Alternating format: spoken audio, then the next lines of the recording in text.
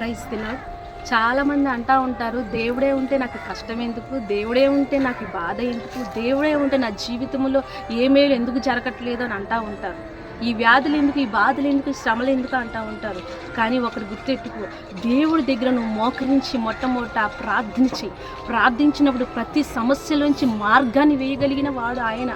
మనమైతే ఏమి చేయలేము, కానీ దేవుడు కార్యము చేయడానికి ఆయన సిద్ధంగా ఉన్నాడు. ఒక మార్గాన్ని వేయడానికి ఆయన సిద్ధంగా ఉన్నాడు. నేను శ్రమల నుంచి విడిపించాలన్నా, నీ అప్పుల నుంచి విడిపించాలన్నా, నీ బాధల నుంచి విడిపించాలన్నా ఆయన సిద్ధంగా ఉన్నాడు. మొట్టమొదటి నువ్వు ప్రార్థన చేసి చూడు. నీ జీవితంలో ప్రార్థనకి విలువ, ప్రార్థన ప్రతి పరిస్థితిని మారుస్తుంది. చూడండి, దానియేలు జీవితంలో మనం చూసినట్లయితే రోజుకు ముమ్మారు ప్రార్థించేవాడు. తన జీవితమే, తన భక్తి జీవితమే సింహాల బోనలో పడవేసినా కూడా తన భక్తి జీవితం రక్షించింది. కాబట్టి నువ్వు కూడా జ్ఞాపకం ఉంచుకో, ఏ శ్రమలో ఉన్నా, ఏ బాధలో ఉన్నా, మరణమే నీకు ఎదురైనా నీ భక్తి జీవితం నేను రక్షిస్తుంది. కాబట్టి ప్రార్థన చేసి చూడు. ప్రార్థన చేసి నీ జీవితంలో గొప్ప మేలు నువ్వు పొందుకుంటావు.